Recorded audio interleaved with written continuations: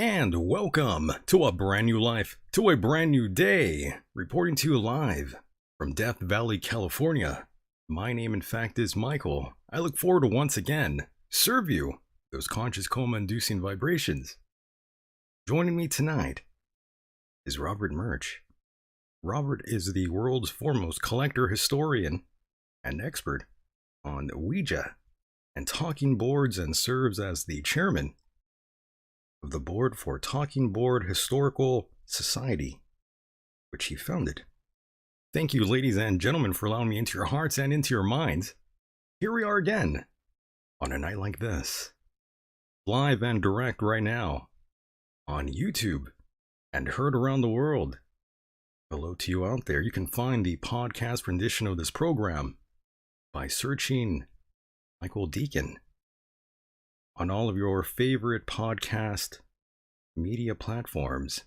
Tonight we are gathered here for a very special Halloween edition of the Michael Decon program. There is, in fact, magic in the air. Tonight marks the 4th anniversary of the program. Can you believe that? I'm quite nostalgic again tonight. I hope all of you are excited for this evening. I certainly love Halloween. This is my favorite time of the year.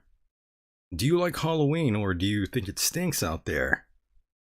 What's your opinion? I have many memories of trick-or-treating in my neighborhood. Do you? Do you recall the days when you were actually able to trick-or-treat? Yes, circle of friends, no doubt. Shout out to all of you in the chat room right now, and of course those who listen primarily on the podcast version of this program. Now, without further ado, let's get down to brass taxes and bring in our guest, who is patiently waiting right now. And I believe, Robert, are you ready to go?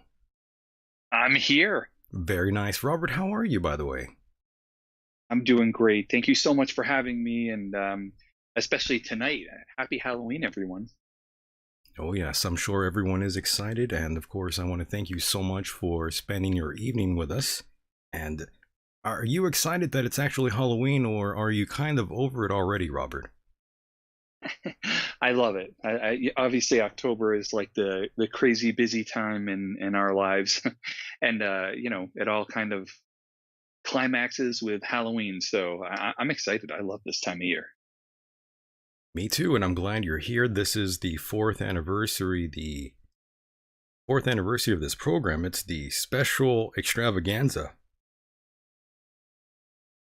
Not really, but I like to pretend that it's special even though it's only been 4 years. It's not that long, but I like to play it up like it's a big deal, but it really isn't.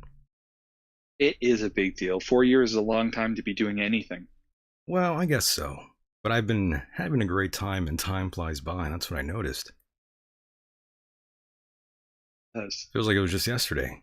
But regardless, I'm glad you're here, and Robert, I want you to take us through everything. I want to talk about your life and how you even got involved with, well, your whole house is filled with Ouija boards, Robert.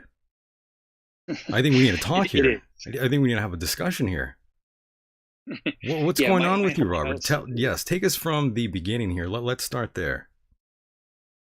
My house is basically a museum to the Ouija board, and it's all kinds of. I don't just collect Ouija boards; I collect everything around it, so that I can see into every decade as to how people saw and experienced the Ouija boards in whatever decade we're talking about. So that's sheet music, magazine articles, magazine covers, regular music, albums, you name it. However, right back to plays and then silent movies. So the house is full of everything. I also have a ginormous storage unit. I probably have about 200 to 300 boards on display. We turned the basement into kind of a personal Ouija museum, where a lot of the boards I like to use and film at. And I had some back surgery, so we created a place where I could film and do podcasts from without having to be so mobile and being kind of shipped all over the country every time there's a cool Ouija board thing that someone wants me to go to, which was my life before the back surgery. So now you guys get to come visit me as opposed to me visiting you. Interesting. And Robert, what was your childhood like? What was mom and dad like? My childhood was actually super boring, but basically I was raised an Orthodox Jew, and if anyone's seen pictures of me, I don't look like I'm not a practicing Orthodox Jew, but I was raised that way. And anyone who's been raised in any Orthodox religion knows that all of this stuff, the paranormal, is just baked into your existence. When you're kind of exposed to things at a young age, like I was, God, the devil, demons, angels, ghosts, witches, it's all in the Bible. So you're not afraid of it. And it's not because it's so near to you. If you're Orthodox, you believe that this stuff is real and exists all the time. So you don't have the fear of having to accept something. You've already, grown up in a world where this is real. So that was a very cool thing. I didn't have to overcome what I hear some people being afraid of, something they don't understand. But basically, my grandmother was a really cool woman, and my parents got divorced when I was 2. I see. Okay. And my mom and my brother moved in with her parents. And grandparents are wonderful. They're really cool people because they're your parents without being your parents. They love you no matter what. Right. You're never in trouble. They're a bit open. They're a bit more open-minded. I realized. Yeah, like all of us as we get older, we kind of like, what's the big deal? Exactly. So you were close to your grandparents then? very close to my Okay. grandparents. And my grandmother basically loved the supernatural, and she loved I would not horror, but she liked sci-fi and paranormal stuff. And she snuck me into a movie in 1986 called Witchboard. And I was 13 years old, and I legitimately snuck me into the movie theater. So And grandma corrupted you. Nice.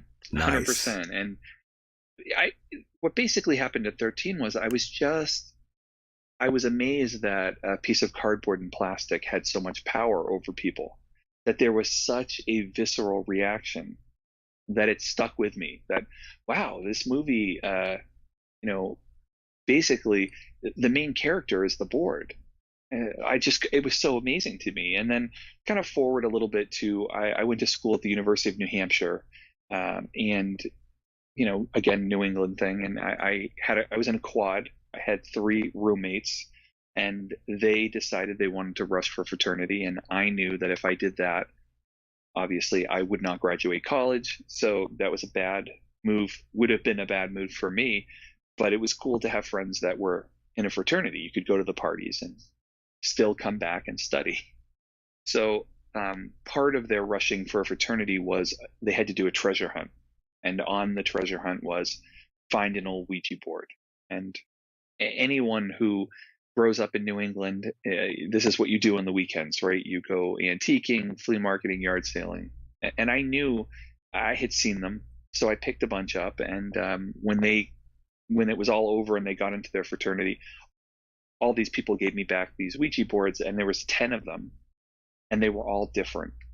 And I thought, probably like a lot of your listeners are thinking, isn't there only one Ouija board? And the answer is no, definitely not. So I went to a library, and every encyclopedia that I took off the shelves, Funkin' Wagnalls, Britannica, they all said the Ouija board came from someplace else. And I couldn't understand this. They didn't agree. And I thought, wait a minute.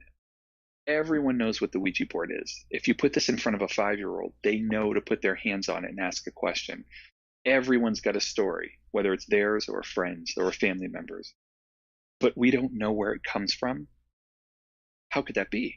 So that set me off into, that was 1992. That set me off into a journey till 2020, where we are still discovering and uncovering these amazing things that were forgotten in history. And that's mostly the Ouija board's history was mostly just forgotten, just got lost. And no one really knows the true origins. We do. We actually know it pretty well. And I think part of the thing is I don't want to demystify the mystifying oracle, right? I see. That is not what I love to do. Is research something that has really, it has really cast a spell over America and the rest of the world. And I don't want to undo that. I just like to follow the trail. And basically, when I say this set me off on a mission, I literally needed to find out what was the company, who were the people, and then I tracked down living descendants of those people, and then we go through their attics and basements until we find clues. And we've been able to piece this together. And today, I founded the Talking Board Historical Society, which is a nonprofit, which we have quite a few really, really interesting people who are doing all kinds of things like this at the same time. So there's a group of us that are dedicated to preserving this very unique history.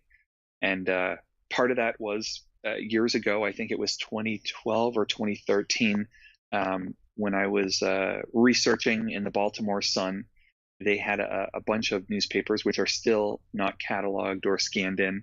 So you literally have to read every word on every article through microfiche, which is like super mind-numbing.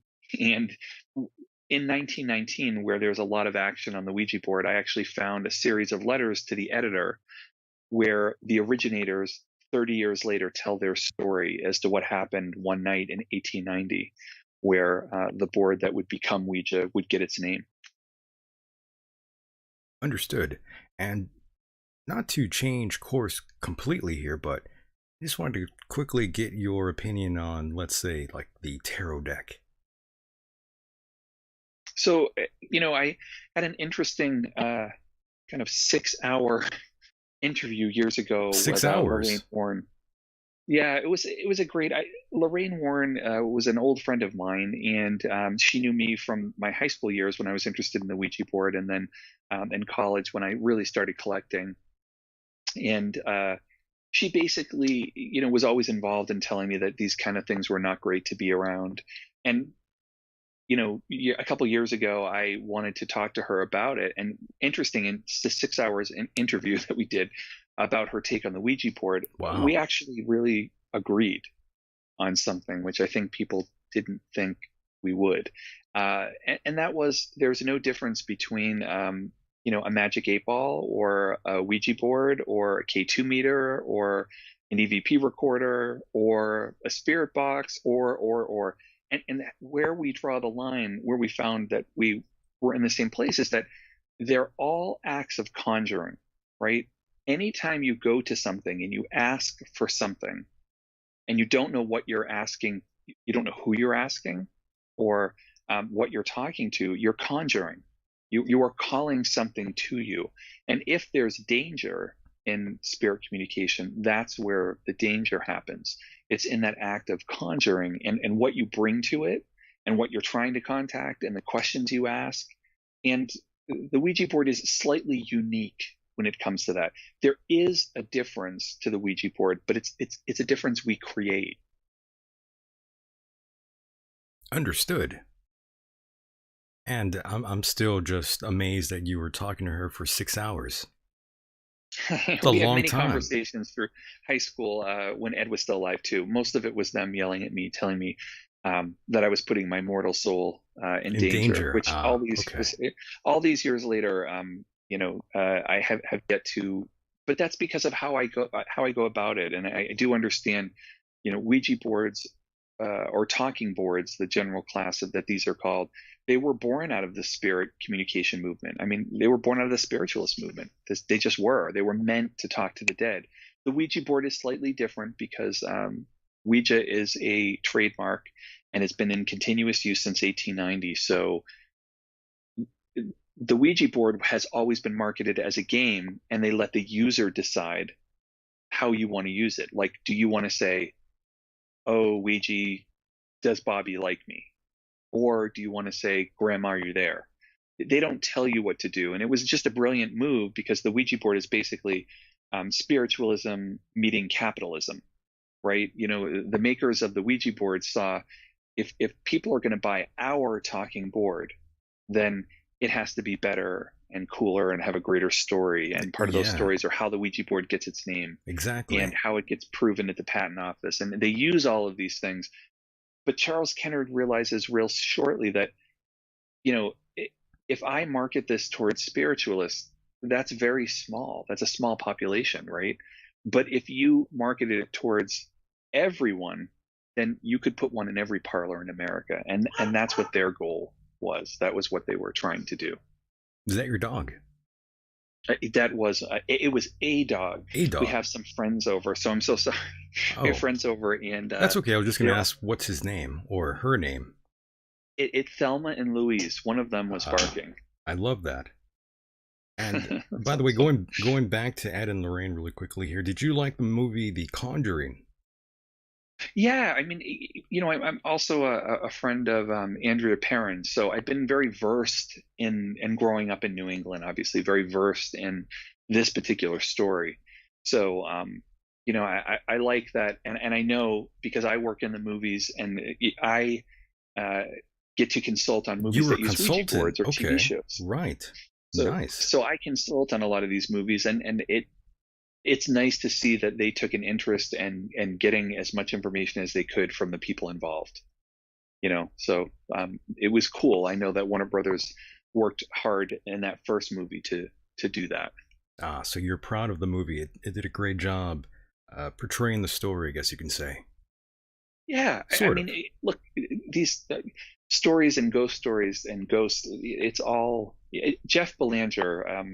He actually says it best when he says that ghosts are history demanding to be noticed. And I really believe that, and I think it's true. And even when Lorraine or Ed would tell their stories, it's already through a filter, right? It's their experience many years later. And whether you believe this stuff is true, one of the neat things about Ed and Lorraine, in my experience, was I always believed they believed what they were talking about was true. Understood. That's what makes a great story, is when you can lose your, if you can say, well, I wouldn't normally believe something like this, but when someone is so in it, when they believe it so passionately, it's hard not to get sucked in. And I think, when good stories meet movies which are supposed to be entertainment, we're supposed to be entertained. For everyone who's listening, many real life events get turned into movies and TV shows. They don't happen exactly the same. They have to make it entertaining for the viewer, or we wouldn't sit through them. Exactly. Kind of like all those ghost shows that we see and Bigfoot. Well, to be honest with you, I do not believe that a lack of evidence is not evidence. So just because we don't know something or see something doesn't mean it's not true. I have not had a bad experience with a Ouija board, but that doesn't invalidate all the people who have had bad experiences with Ouija boards. Just like, the reverse doesn't happen. Their experiences don't erase mine. So That's a good I'm a big point. believer of being open Sure, to, sure. we're not going to solve anything. This debate as to what happens when you die, and is there Bigfoot, and these have been going on a very long time. Humans have tried to understand where we come from and where we're going. That's right, and that takes us back to spiritualism and communication with the dead, which was all the rage in the late 19th and 20th centuries. Yep, you got it. I believe in because we were go ahead. surrounded by death. That's right. why. I mean, you have to look back in time. I'm a historian, right? So as a historian, you really have to sit in the time you're looking at and look around and try to take off your glasses of 2020 and the way we see things today, because humans don't always see things. Words change. We change the meaning of words all the time. Sometimes they're positive, and the next generation, it's a very negative thing. So same thing happens. The difference is in the 1800s, we were surrounded by death, whether that was from poverty, or whether it was from bad health care, or whether it was simply the Civil War, which killed a lot of people. So Right. people were surrounded by death in a way that they hadn't previously. So they were dealing with death on a day-to-day basis. So if you were losing a number of your family and friends every day, talking to the dead would be pretty normal, because there's more of them than you. And I think we forget that there was a time when mothers would have, say, 12 children, 6 of them would die, and when those children died, they would dress them up in their Sunday best, and with the rest of their family, they would have the last picture with their dead child with their living children, and they would put that on the wall, because a memory of them dead is still better than no memory at all in this time. So things change. Our perspectives change on things. And so when death is pervasive in that time, it's hard for us to look at it, because we live in a time where we push death very far away. Right. And go ahead, sorry. We dye our hair. We take much better care of ourselves. We live so much longer. We're a lot healthier. And we do everything we can to push death as far away for as much as we can.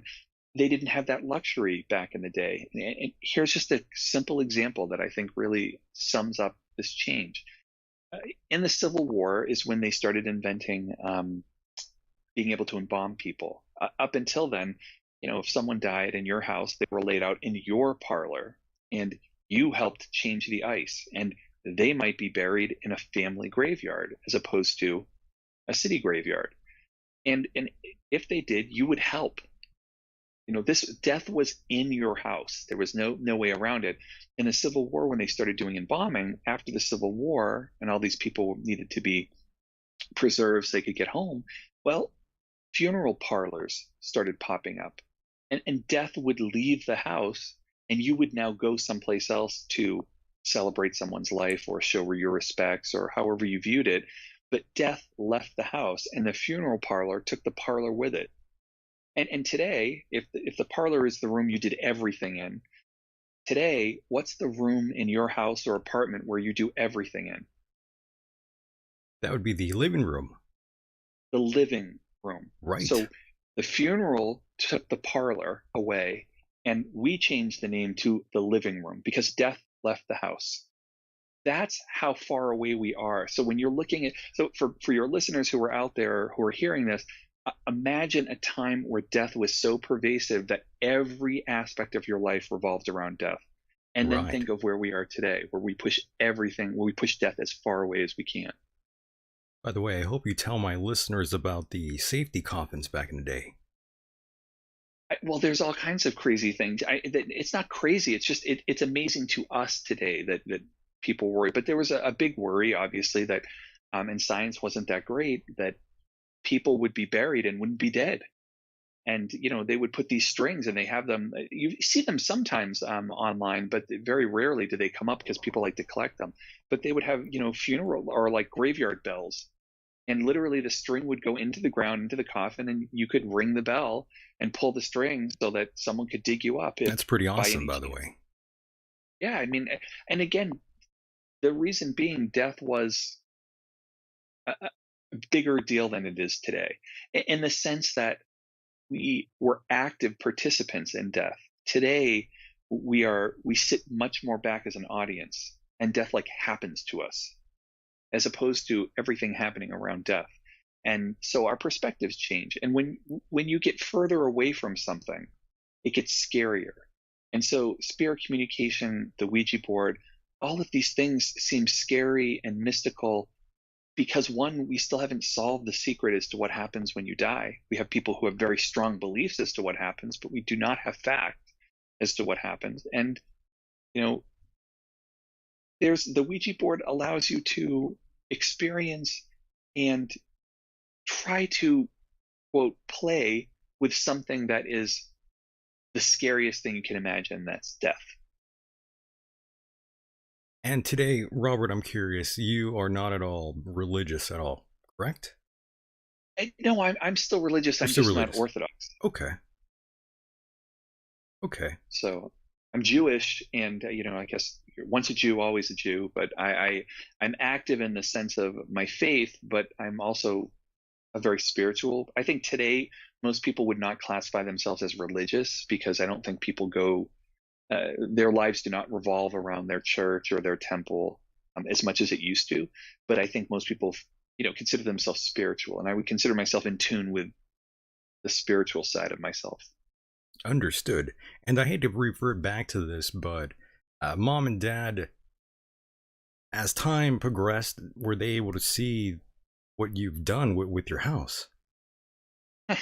It's my whole life. I'm 46 now, so I mean, we're talking about 1992. So I was 18, 19 years old. This is a long time that I've been doing this. So I don't think they remember me any other way.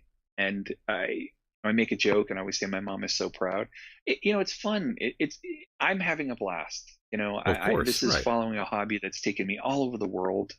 I've been to Sydney, I've been to London, I've been to Paris, all talking about the Ouija board. So I, this is an amazing life that I've had, and I've learned a lot, and I've been able to share a lot with other people. Which, ironically, what I've learned is the biggest part of the paranormal is sharing it with the living, not the dead. So it's people working together and going on ghost hunts and different things together. And I think um, no one's going to solve again the mysteries of what happens. You may have an experience that leads you to believe something or not believe something, but you know clearly we're not going to find the answer tonight. The fun is in trying, not necessarily accomplishing the goal. I agree. I agree wholeheartedly. Now, going back to the Ouija board here, why are young girls, especially, so drawn to Ouija boards and the other way around, it seems as well? Well, we've all known plenty of girls in our lives, and especially young girls when we're growing up. And, I do remember a time or two when some of these girls I recall in my past, they told me about hearing weird knocks or hearing some voice outside their doors when their parents aren't home. Uh, why is that? Well, so today, where is it? In 1890, when the Ouija board makes its debut, again, talking boards, they've been around earlier. We're talking about like Ouija, the one everyone thinks about. Um, you know, there's at one time where people are absolutely using it to talk to the dead, to make themselves feel better, for what, or just to be entertained.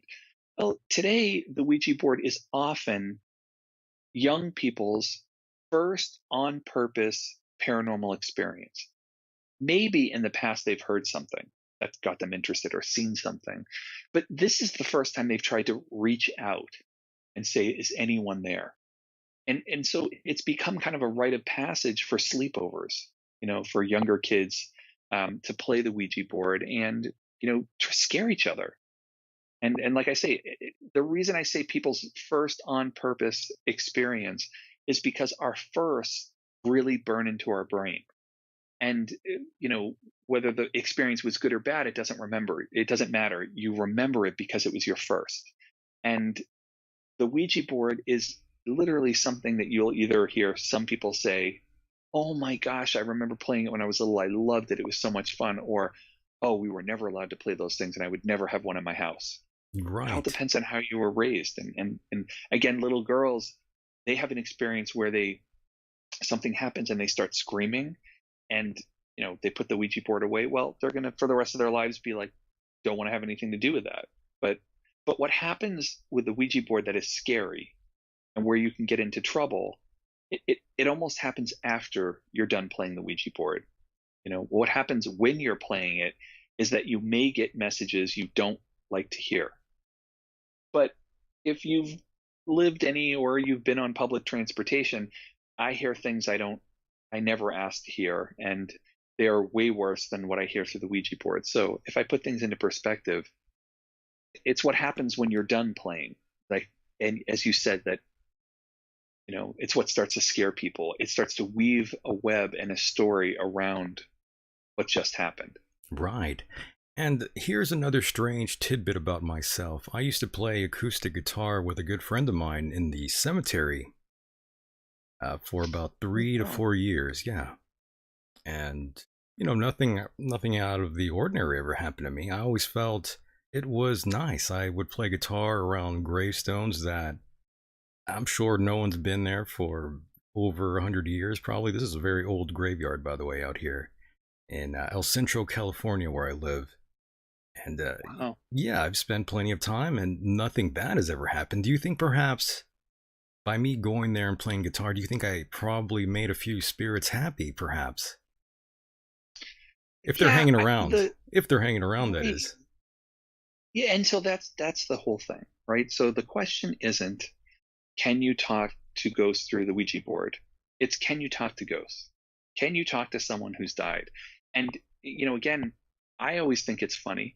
Graveyards in the 1800s were places people would go, and in 1700s and 1600s, you would go and have a picnic on Sundays after church.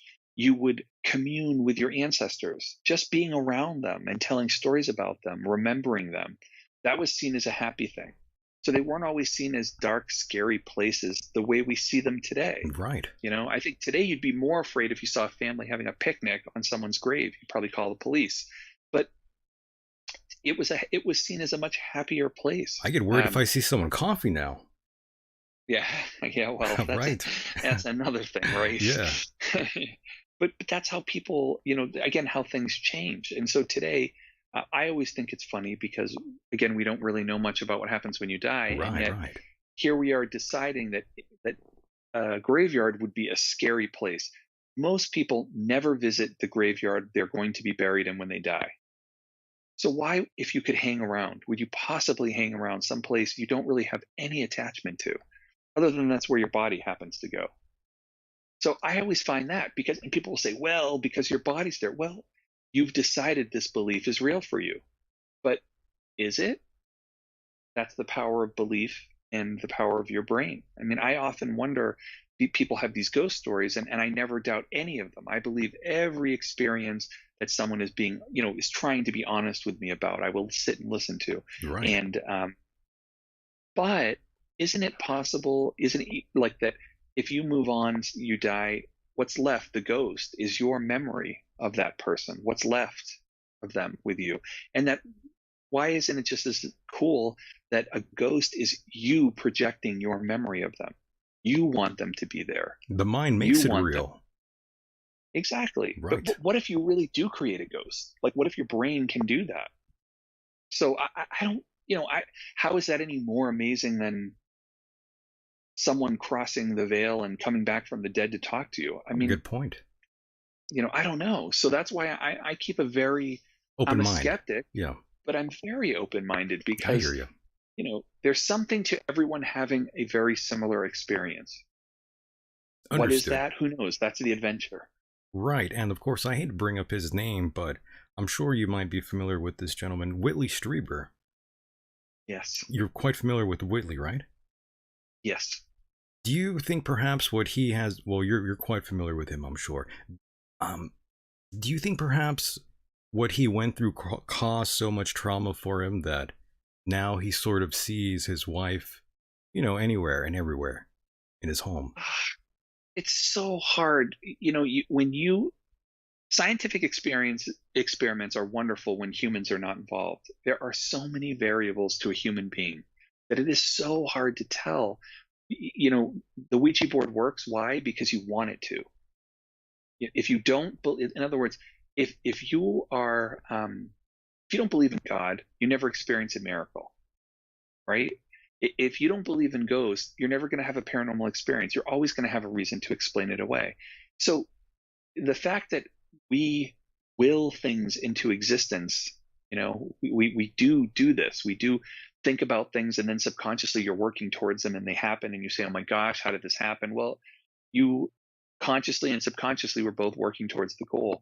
So is it possible that his brain has just again been so traumatized that now this is what he sees all the time, or is this really there? I don't know. I mean, I've had two ghost experiences in my life. They are not, even though if I told them to you, they might make some of your listeners a believer. They haven't made me a believer. They've made me want to explore more. But no experience is proof. We like to say it is. Well, it happened to me, so therefore it's true. It's true, right? I don't believe that. I think it's your belief. That's what you've decided is what's causing what's affected you. But to each their own. That's the beauty of the paranormal. Everyone's Right. got a different take on it, and if we were supposed to know, if it was supposed to be obvious, then we would know, and we'd all be following the same rules. But half the fun is meeting other paranormal investigators and having them teach you the way they do things and the way they think things. And if we stick to the psychological aspect of these events in question, a psychiatrist might even suspect that perhaps what Whitley is experiencing is a bereavement hallucination. Yeah, I mean, again, you want someone to. I mean, why are we talking to the dead in the first place? Okay, so here's an interesting thing. Unfinished business. In the Jewish religion, if you're an Orthodox person and you talk to your rabbi about wanting to use the Ouija board, it's not seen the same way as the Christian world, where it's just don't play with that. That's bad. You're not supposed to do that. In the Jewish religion, it's a waste of time. Life is for the living. Oy vey. God is of the living. Yeah, exactly. Oy vey. Why? Why would you waste your time? We are all going to die. We're all going to get there. It's the great equalizer. It doesn't matter whether you're rich or poor, healthy or sick, young or old. We're all going to the same place. So why do you want to talk to someone? You'll have plenty of time to be there when it's your turn. What you don't have a lot of time of is in this world. So experience this world. That's why you're here. You're here to make this world a better place. We'll deal with the afterlife when you get there. That's a Jewish view of that. So I was raised in that, which is, it's not bad. It's just not really going to help you in your life. I hear you. So that's my take on it. Whereas again, my father was Christian, and so I went through the Catholic side of it, where it was seen as a bad thing. Okay. And those are two interesting takes. So again, we will things into existence. We make things, we want them to happen, therefore they do. And sometimes you believe them. What happens with a Ouija board is you start to play the Ouija board and say it spells out a bunch of stuff that scares you. Say you ask a lot of really questions that the answers are going to scare you. And then you go home and then you see shadows. Well, it's possible those shadows were always there. You just never noticed them before because there was never a reason to notice them. Yeah, you're more But hyper now, aware. hey, now that you've started playing the Ouija board, it's allowing it to weave a story. These are dots that are not supposed to be connected that you're now connecting. You have given a story to the sounds that you're hearing and the things that you're seeing. That is very powerful. Again, you are experiencing what you're experiencing. Is it what you think it is? Who knows? It's as likely to me that it's not as it is. And why does it have to be the same for everyone? Just like there are some people who are really talented at sports. You hand them a basketball as a little kid, and they're Michael Jordan, right? They're Larry Bird. They practice, but they were just really good. And then there's someone like me who's tall, who was always terrible at basketball. Just wasn't my thing. So isn't it possible there are people who are very talented at either focusing or communicating with something else? Why not? Absolutely. And going back to cemeteries, would a Ouija board at all be more or less effective at, let's say, a cemetery? Well, it's what you believe, right? If you're someone like me who believes, why would your spirit be at the cemetery? It wouldn't even know where to go, right? Like, how would it know to be there? You have to, in order to believe that the cemetery has an effect on the Ouija board, you have to believe that the cemetery has power. And if you do, then that's why there's a Ouija stition that says never play the Ouija board in a cemetery. Understood. That Yes. that isn't one of the directions to the Ouija board. That is something that it's an urban legend that has been passed down. Like, never use the Ouija board alone and always say goodbye. Yeah, you hear that. Yep. And those things have power because people believe them.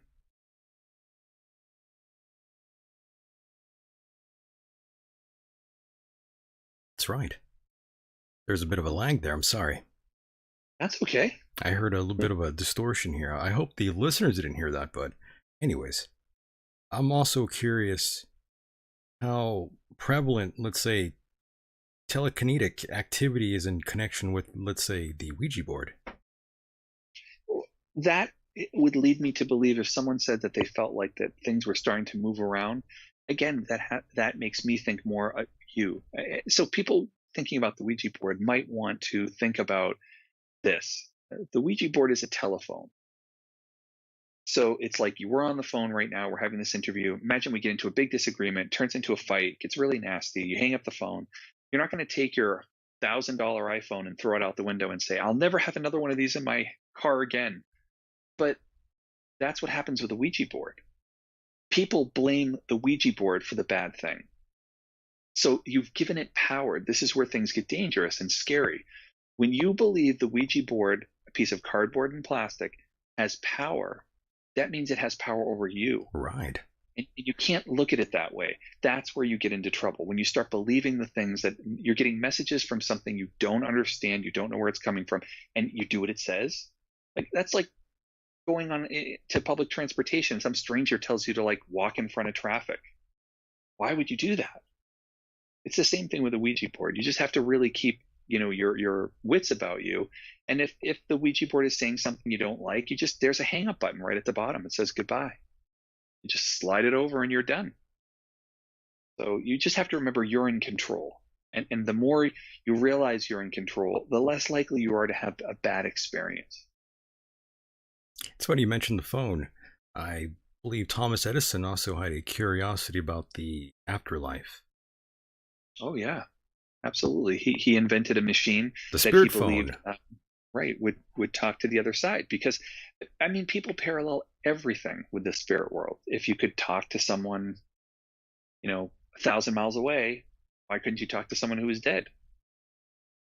So of course his family after he died did as much as they could to erase that, because people look at, oh, okay, so he works on this machine later in his life. Well, he must have been losing his scruples.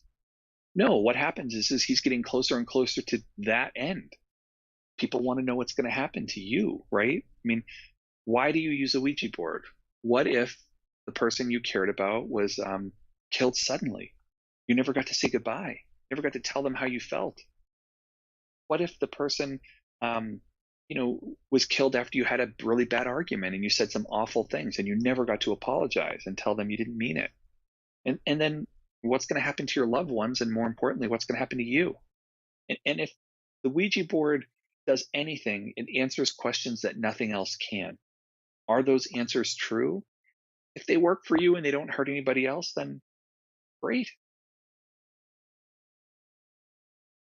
Now, Robert, I want you to talk to us about your own personal experience with the Ouija board. Do you recall Yeah, your first time? I do. Well, the first time I used a Ouija board was with my stepsisters. So I was the crappy little kid who was like following these much older girls around, and they would use the Ouija board to scare me and make me run up to bed. So that was my first experience with the Ouija board. But like I said, I've never had a bad experience with it. I think I guess you have to define bad experience, but I've never been afraid or had anything happen that made me want to get rid of the Ouija boards. I mean, I have like hundreds of them around me all the time, and I just have not had that. But I treat it with respect, whether it's whether you're talking to your subconscious, whether you believe there's some kind of telepathy, or whether you believe you're parting the veil. I treat all that equally. And why do you think board game companies have been so committed to producing such controversial products over the years, Robert? Well, I mean, if that's why they're doing it, you answered the question. Controversy sells, right? Of course. For instance, the Ouija board, its biggest year was in 1967, the first full year that Parker Brothers took over productions from the Fold company. The Ouija board did something no other game has done before and no other game has done since, and that was sell more copies than Monopoly. Yeah, So the Ouija board, I think they probably did that, right? it did happen in 1967, and it's the only time it's ever happened. So really, the Ouija board has been the reason the Ouija board is still popular is because people are still dying, and there are still people to talk to, and we still want answers, and we're no closer to those answers than we were in 1890 when the Ouija board got its name. We're in the same exact place. And again, the Ouija board answers questions nothing else can. So even if you're not sure that the answer you got is real, it's better than no answer. That's true. That's why we have faith. And of course, going back to playing with the Ouija board, you said earlier that you shouldn't be playing alone. That's like a myth, correct? It's a Ouija-stition or an urban legend, and we see an example of this come out of the 1973 film The Exorcist. So Great film. yeah, exactly. But a very short, maybe 2 minutes at the most.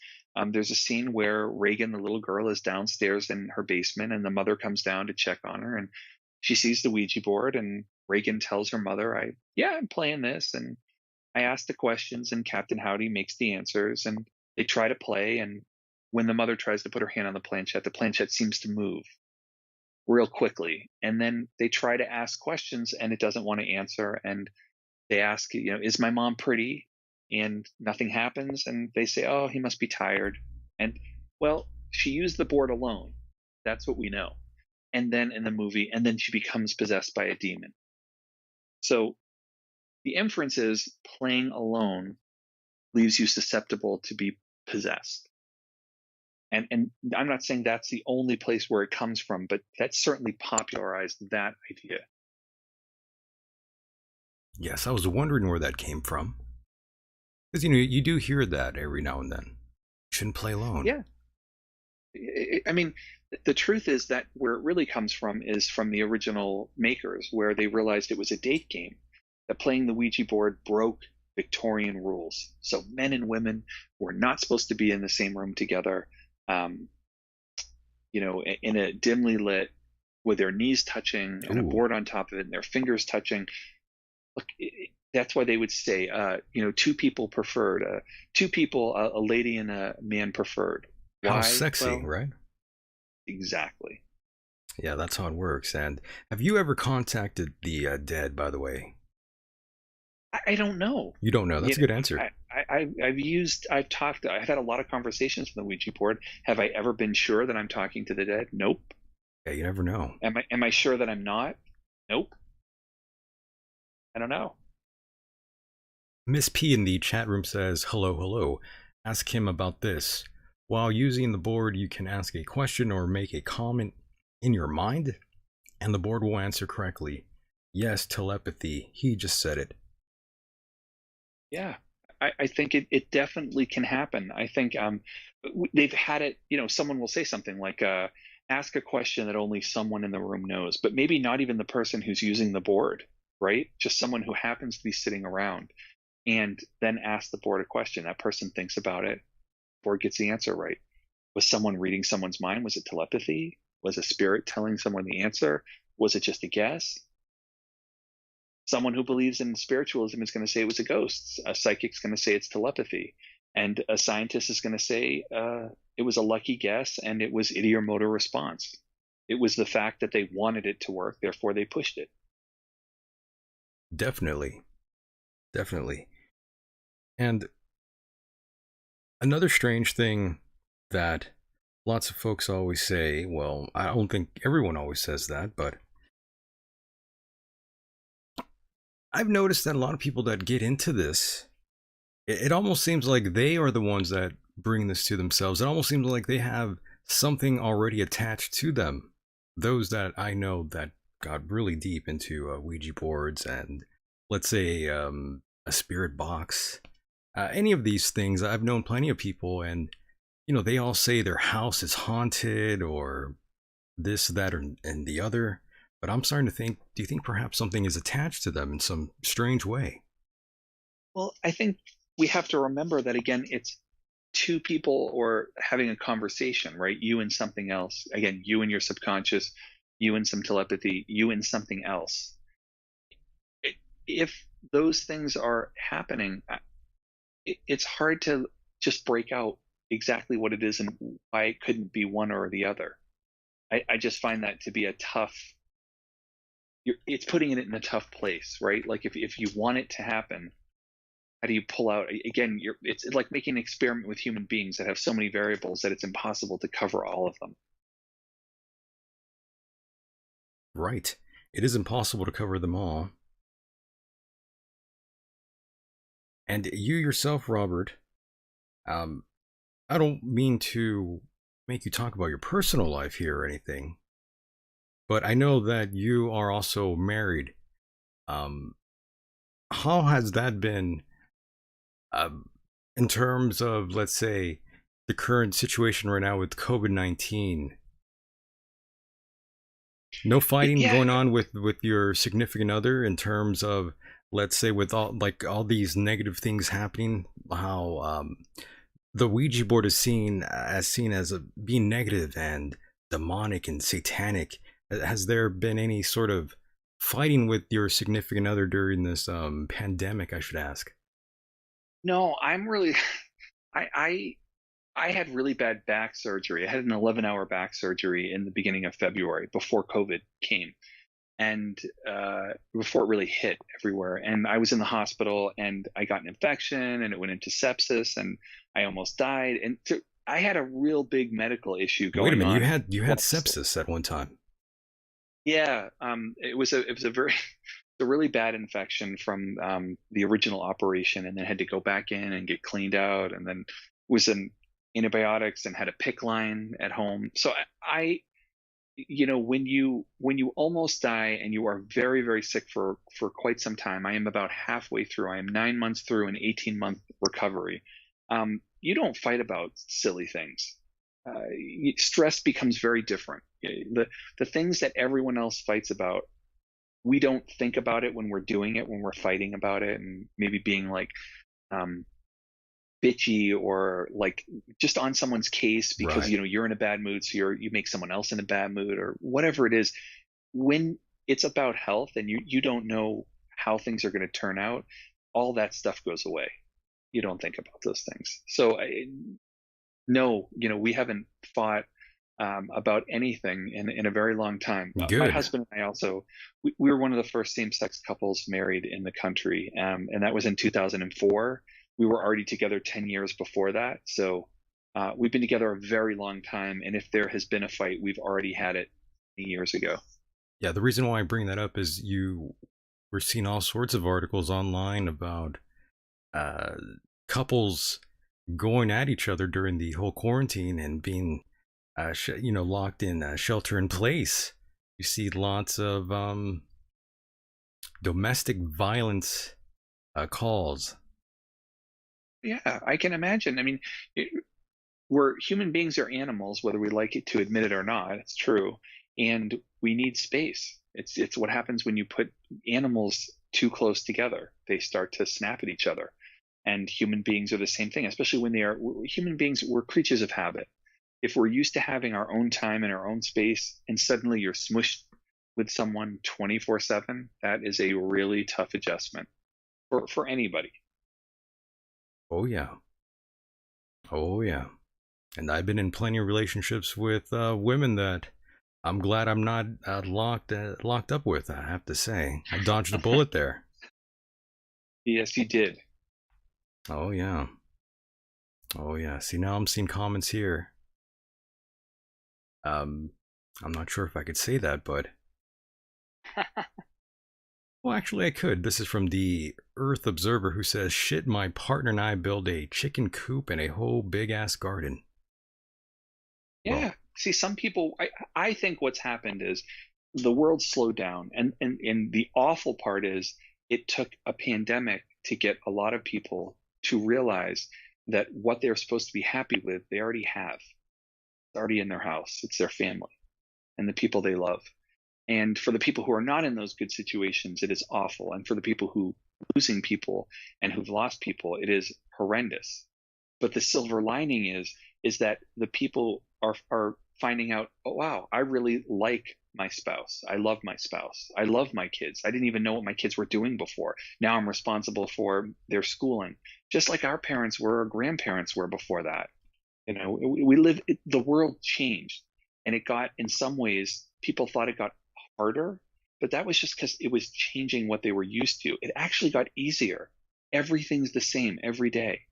You get up, get ready for school, you put these kids in front of their computers, they're getting ready for everything, up lunch, everything got more you in front of them, and I think it brought a lot of people close together. And I also think it very much highlighted people who had bad relationships, and I think, unfortunately, we've seen a lot of people we've who are seen a in bad lot. relationships, Oh yeah, blow up. oh yeah. We've seen. Well, personally speaking, here, I know plenty of. Well, I'm sure you do too, but we've seen plenty of traditional couples getting into it with one another during this lockdown, during the pandemic here. And Mhm. the reason why I said lots of calls is because I know lots of people in law enforcement, and they were telling me that they would take lots of calls, lots of domestic violence calls, because either the guy or girl got mad over something so small and then, physically hit their partner. Yeah.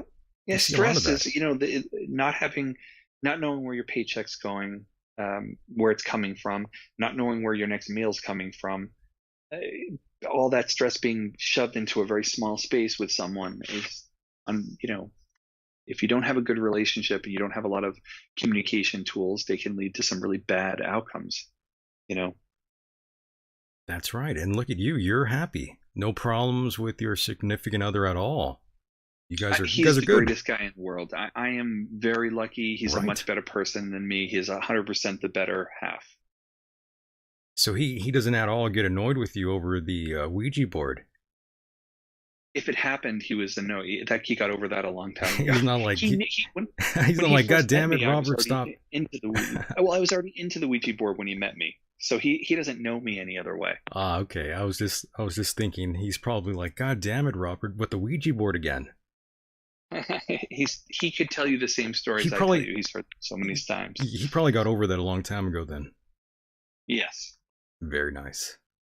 Well, I love that. I'm glad you are very open about yourself. I'm glad you have opened up to the audience. It's always nice to hear that sort of thing.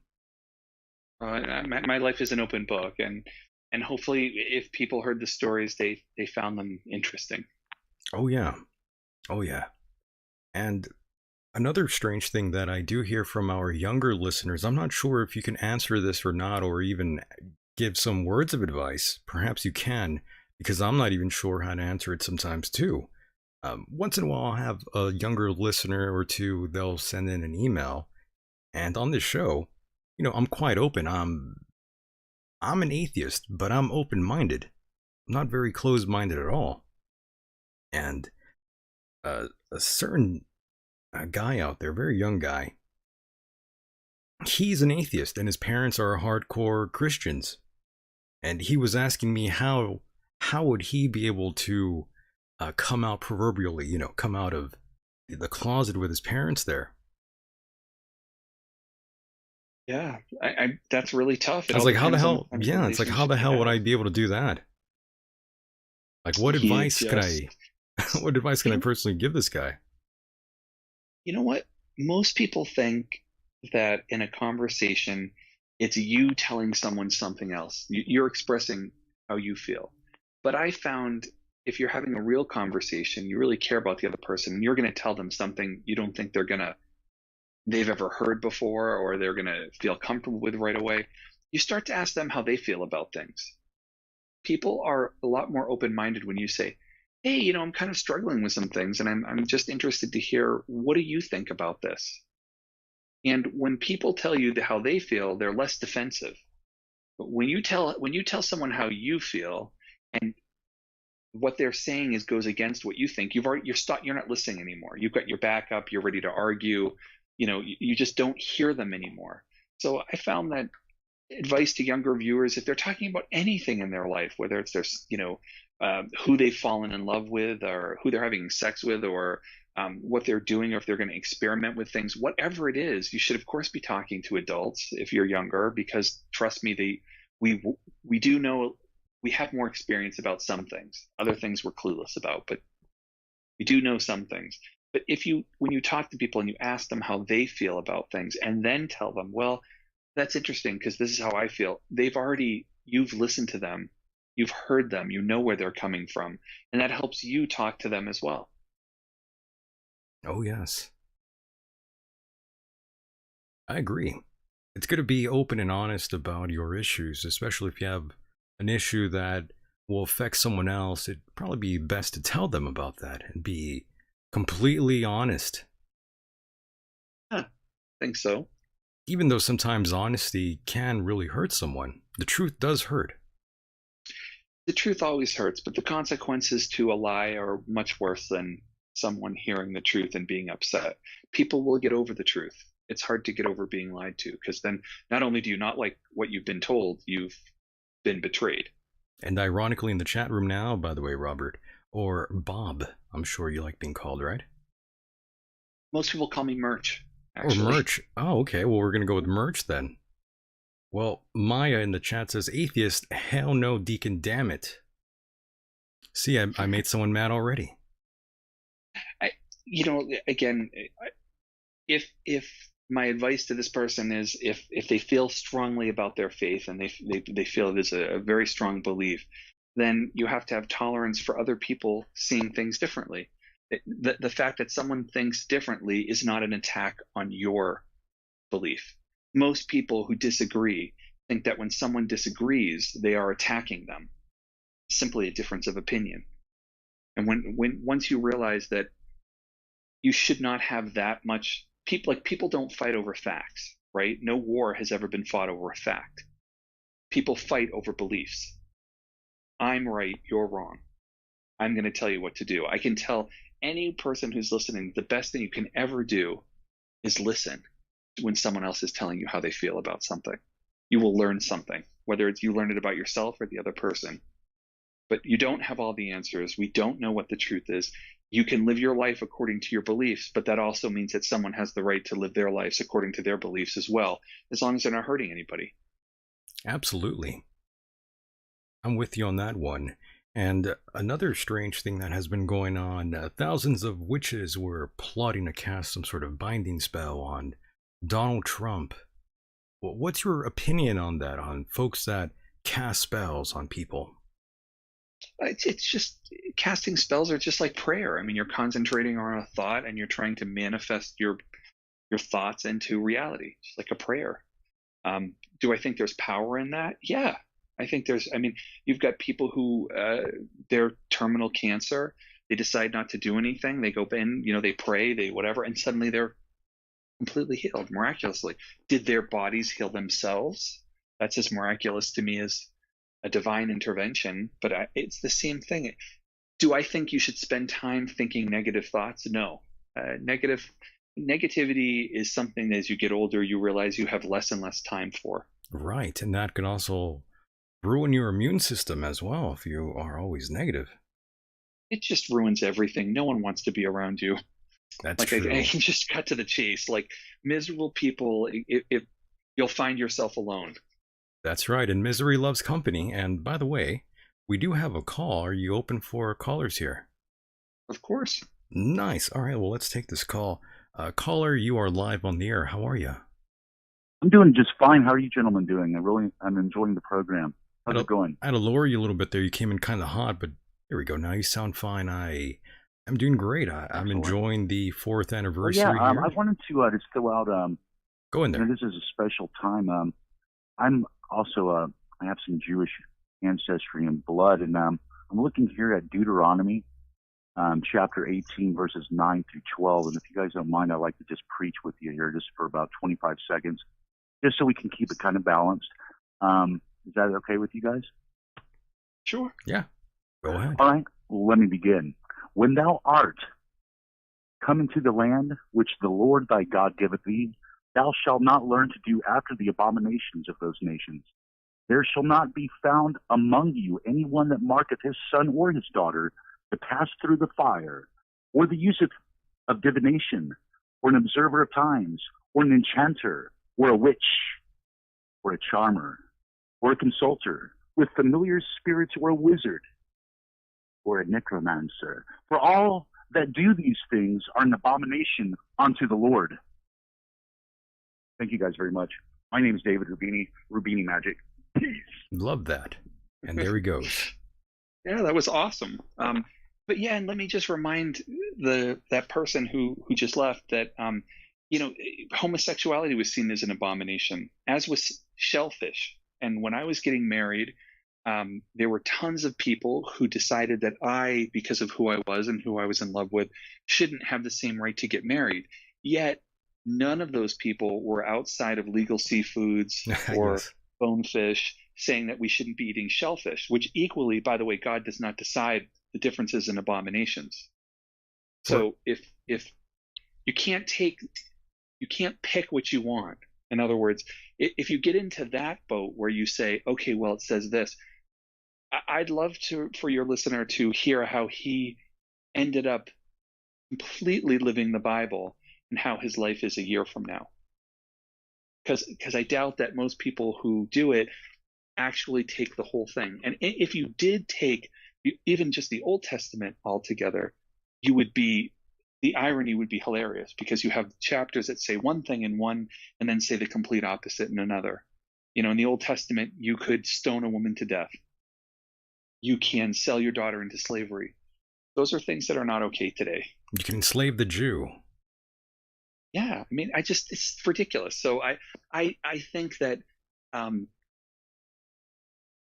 I hear these things are written down, and they were meant to, especially as a fellow Jew, these things were meant to keep us special, different. We're supposedly, if you're getting into the Bible, the chosen people. But that was to keep us from, assimilating. Right. Do I think that God creates a world and then tells you all the things you can't do in it? That's not the world I live. But everyone's, again, like I said, I believe I have the right to live in the world the way I want to, and I believe other people have that exact same right. Well, that's true. Some I, people collect stamps and some people believe the earth is flat. yeah, and that's fine, man. What's wrong with believing the world's flat? Nothing. Right. It's great. Why fight over it? Who cares? I know it's not flat. It's not going to do anything. What do I do? Hold someone down and yell at them and tell them this is a fact? But when we talk about death and all this other stuff, we're getting into not facts. We're getting into someone who, like your listener, sounded like they believed what they read. That is their reality. And that's wonderful. You know what I mean? That's great if it helps them be a better person and live a better life and not hurt people. Right. But, but if I had the chance to do what your listener just did and I got to be on the radio and preach about something, I wouldn't have preached about the things that God said is an abomination. I would preach about the things God said he loved. Just my difference, I guess. That's okay. But again, people are going to believe whatever they want. Of course. That's that's how it goes. But yes, he's free to believe whatever he wants, and he's free to stone children if he wants. I hope he doesn't do that. Well, if he does, he will be going to jail, that's for sure. Yep. But yes, we do appreciate the call, though. And by the way, we have a very pretty amusing number here to call in. 424-666-2425 is that number. I have to say, I did pick that number because it stood out. You don't come across that very often. You do not. And just to let you know, I will have to hop off shortly because it's Halloween, and I do have a bunch of things that I have to. No doubt. Yes, we were gonna shut it down very soon here. No doubt. This was supposed to be a sort of a short, sort of a special episode here. But once again, I'm glad you were here and you spent some time with us. And do you think there's anything that we didn't cover that you think is vital? Just that, we're a nonprofit, and check us out at the Talking Board Historical Society. You can, go to our website, tbhs.org, first letters of Talking Board Historical Society, and look us on Facebook and Instagram and Twitter and all the cool stuff that we like to post interesting, fun things. And for the people who get really bothered by Ouija boards, check out what we did last year when Rick Schreck, our vice president, unleashed Ouijazilla, the largest Ouija board ever made. And it was unveiled in Salem, Massachusetts, the Witch City. Where else? Very nice. And of course, you have been seen all over the place on TV, from the Travel Channel to TNT to CBS. You've been all over the place, my friend. Yeah, it's like the old couch. I've been around a long time. Nice. Well, once again, I do want to thank you tremendously for being a part of the program and spending some of your time with us here. Robert, we will definitely have to do this again in the near future. I would love it. Thank you so much for having me as a guest on Halloween. That's super cool, and it's nice to be involved in a special show. You got it. Once again, my friend, thank you so much. I'll see you on the other side. Thank you, and talk to you soon, everyone. Bye-bye. Mahalo.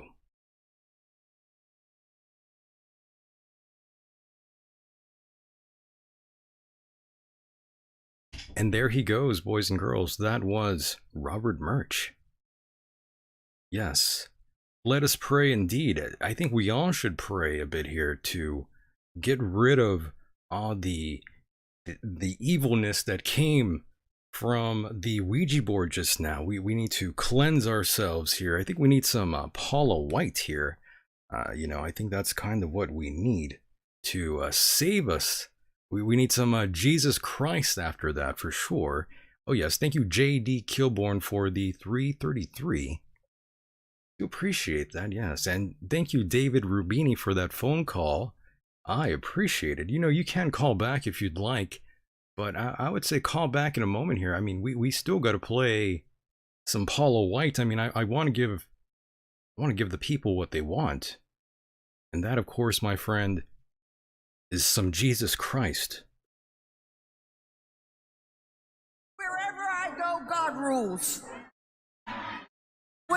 on White House grounds, God walks on White House grounds. I had every right and authority to declare the White House as holy ground because I was standing there, and where I stand is holy. Oh my. To say no to President Trump would be saying no to God. And I won't do that. We are in a spiritual war right now. Let every demonic network that has aligned itself against the purpose, against the calling of President Trump, let it be broken. Let it be torn down in the name of Jesus. You want me to tell you what my thoughts are? The thoughts of the King of Kings, the thoughts of the Lord of Lords. I'm downloading heaven.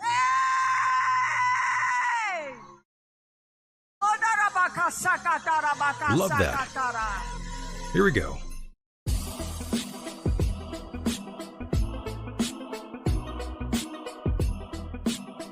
I kind of know I'm a little bit cute, all right? I am Paula, who is pretty. Well, maybe I'm not going to be pretty when I'm 90 years old. Here's this former messed up Mississippi girl, lived in a trailer that they called trailer trash.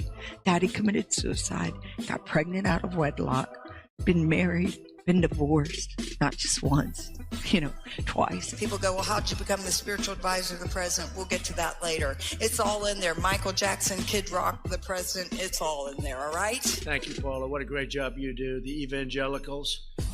I hear we're more popular than ever with the evangelicals. You're the only one, and she'll tell the truth. She'll only tell the truth. Southern California is looking at, there's already law that's passed through the governor that says the Bible is a book of hate speech and to ban the sale of it. Snapchat was created as the largest human trafficking because the greatest people on there were human traffickers because the FBI and because intelligence could not do it because it's live and it's real time and they can track your kid in less than a second and take them.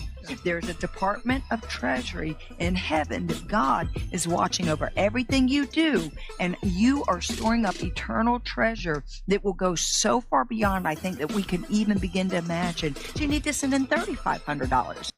Oh my. And that was Paula White, boys and girls. She's a charmer, isn't she?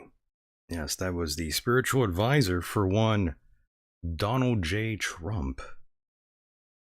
And I believe we do have a phone call. Perhaps I should pop them up here on the fader. Caller, what's going down? Hey, what's going on? Is Michael, it's David Rubini. Is this Rubini? This is the great Rubini. The David the Rubini, one and only, the legend? The original legacy, #awesomeness. Is this the original producer for the legendary Art Bell? Yes, for the last comeback in 2015, I was the first one ordained, picked, selected through divine intervention, through the Most High, through Art Bell. And then it touched me, and then I'm touching all you people right now, and I just want everybody to feel the love, basically. I love that. And happy Halloween. Yes, I think the people will appreciate that greatly. And of course, I wanted a prediction from you, Rubini.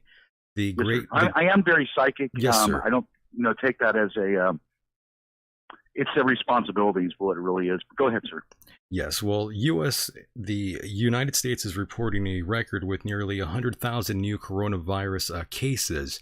Fake news, #fake news. Those numbers, where did you get them from? The New York Times, CNN? Go ahead, sir. I'm just curious. Wall Street Journal? I'm just curious, where do you see this going right now? Do you think all of this is just going to go away, or do you think that... I don't think it's going anywhere. I think it's all a scam. I think it's all #BS.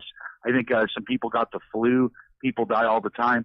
But then again, hey, look, if there's some secret lab of secret scientists, there's that Event 201. Right. Take a look a little bit deeper into that. I'm not a Q guy. I think that's disinfo controlled by the alphabet agencies.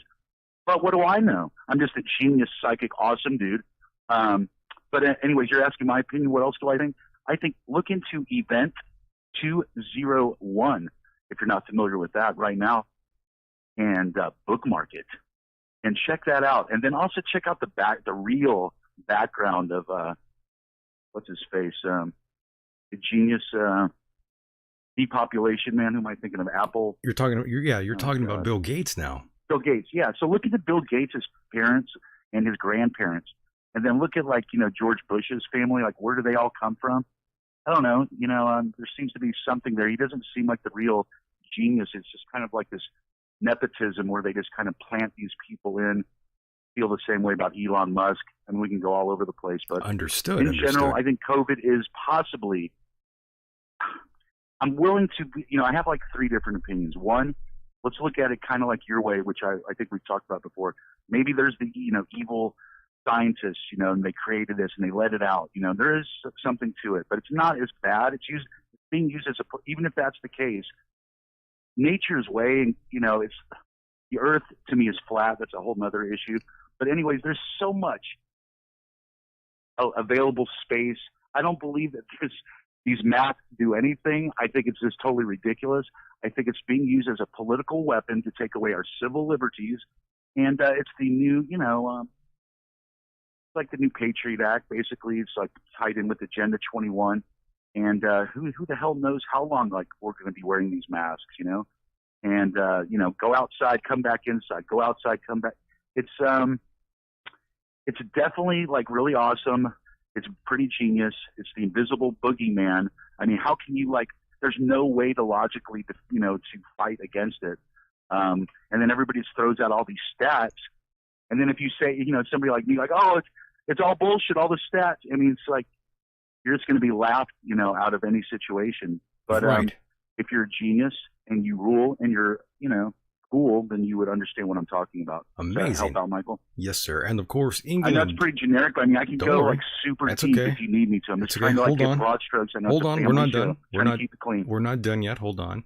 England to re-enter another lockdown next week. That's what the British Prime Minister Boris Johnson just announced today. Your thoughts? Boris Johnson is a cuck for the NWO. Keep going. I'm sorry, sir. No, it's okay. You think he's a cuck? Yeah. I did. Okay. For the NWO, Michael. That's all right. I just wanted your opinion on keep that. Going. Okay, so also your thoughts and opinions on Sean Connery dying at the age of 90. I think he was an overrated actor, to be perfectly honest. He wasn't like my favorite Bond or anything like that. He was like whatever. But, I mean, he was good.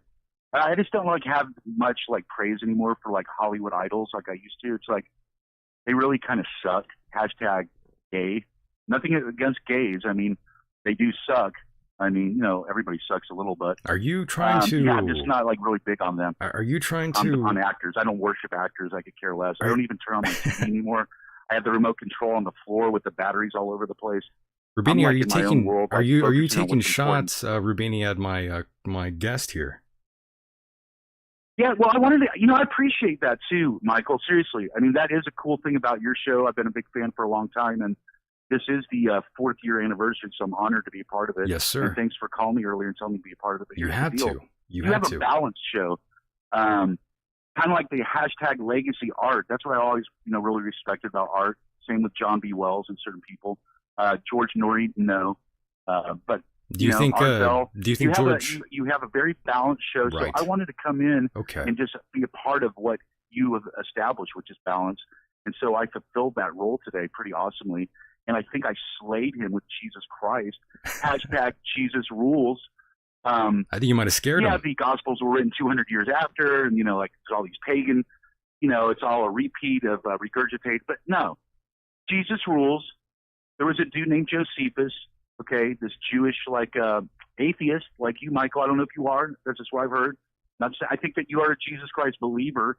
That's just playing the neutral role. But hey, that's up to you to decide. Well, Rubini, I'll tell you the truth here. Rubini, I'll tell you the truth here. I keep Jesus in my back pocket. Yes, sir. You never know. You do, man. You're a good-hearted. I mean, you are. You're a special guy, and you have a good heart. You have a heart like a Christian. So, anyways, I'm not going to, get, intimate with your spirituality. That's between you and God. But, anyways, back to your show. It's like I love the balance. So I just wanted to come in, bring a little Jesus in there. Love that. Because I have been actually myself looking. I have some friends who are turned me on to tarot, and I'm watching these YouTube videos, and I don't know. I just get this feeling like it's so ambiguous and generic sometimes. But then again, I've seen some. It's like, oh well, this is the. I don't know. It's kind of it seems silly to me, but then again, I know it's real, some of it, but I think it's better to stay away from that stuff and just try to have a direct communication with your higher power, whatever that is. Hopefully it's Jesus Christ, of course. That's my opinion. Everybody has one. Well, it's Jackie Chan, actually, who I worship. Jackie Chan, pretty cool. Yeah, he's kind of... I like Bruce Lee. He's kind of like godlike. Water. We were talking about that the other day, right? What is it? Be like water, or... Yes, flow like water. I Yes, forgot. there you go. What is it? Flow like water. Flow like water. There you go, my friend. I like that. Young grasshopper. And by the way, I have one more question to ask you before I let you go, my friend. This is from actually... Wait a second. You're rushing me off? I mean, aren't I should be... Don't you find me interesting? Oh, you want to hang out longer? You want to hang out longer? It's okay. Well, I mean, I kind of feel insulted, basically. I mean, no, just forget it. Oh, no, well, I had respect for you. Go ahead. What was your question? I have lots of respect for you, Rubini, so, I didn't want to take up too much of your time here. I love you. But I love you too, sir. By the way, Lilith in the chat, she's asking... I love Lilith. Oh, my God. I want her to email me so I could, virtually hug her, but it's just like we have this cosmic relationship. We've known about it for a long time. We send each other little winks, and we're best buddies. So shout out Lilith, fist bump Lilith. I love you, Lilith. Love you, honey. Go ahead, sir. So she's asking, what is Rubini's opinion of Heather's show? That's what she's asking. Oh, gosh. That's a great question, Lilith. Where do we begin? It gets personal, really quick. And so I am a human being. I am mortal, unfortunately. I mean, I'm sub-normal, but sub-mortal? No, I'm just kidding. Anyways, I think that her show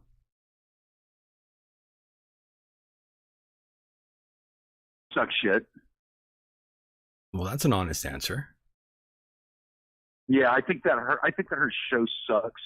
I think that it's just regurgitated nonsense, and I think that she doesn't have it balanced.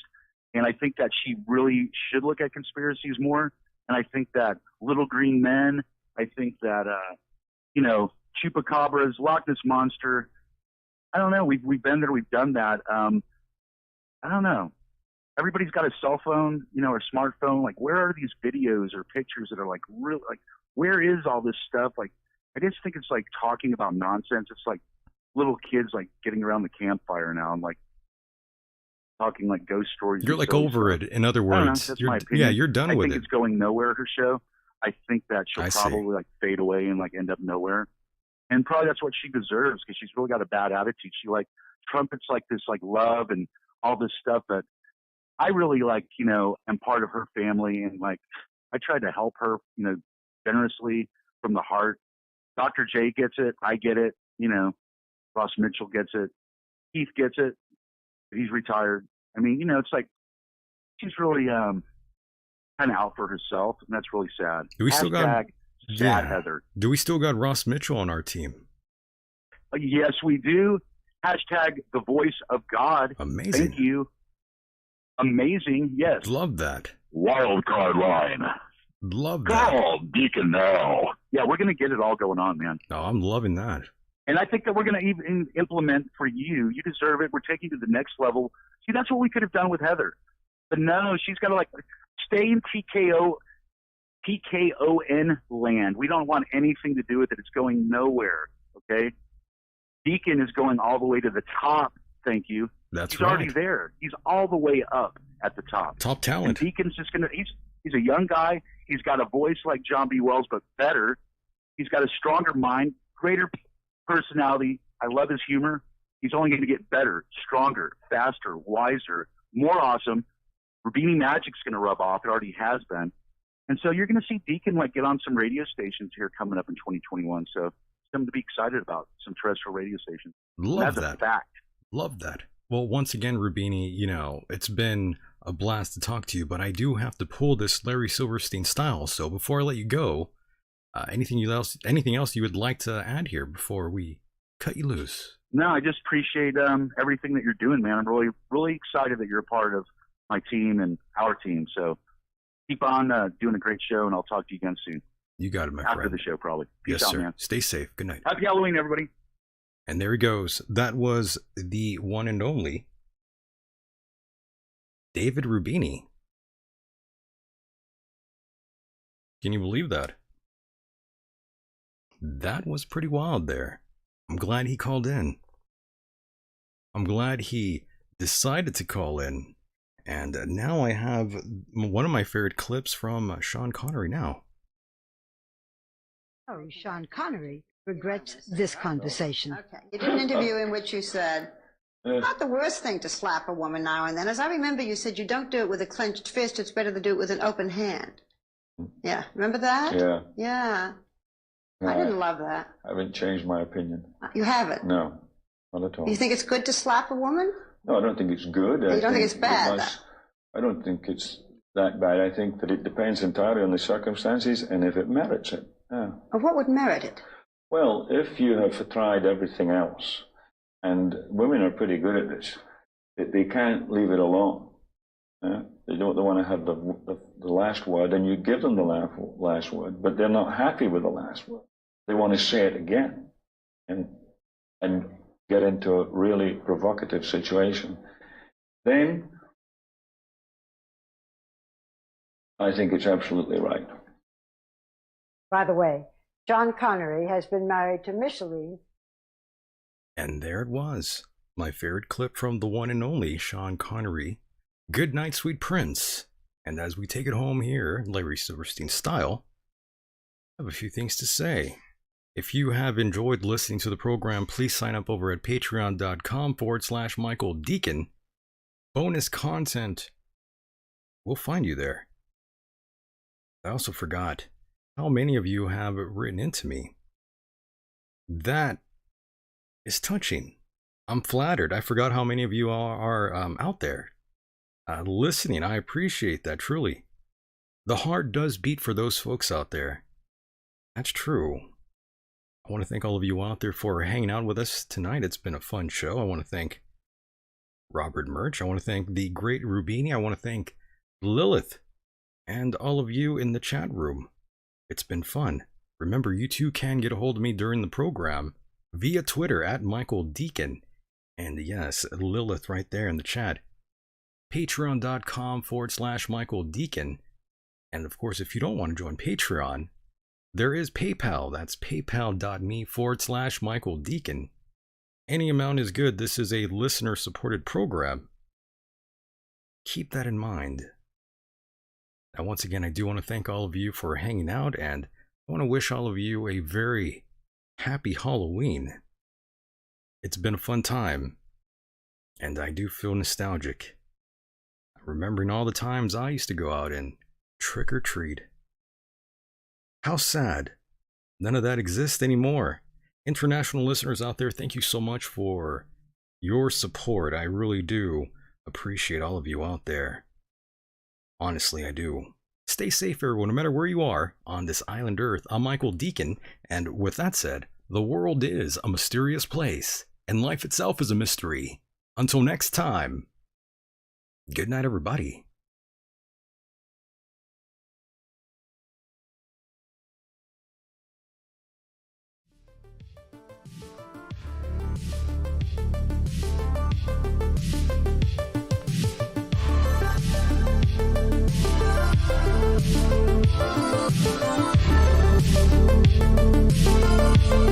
Thank you.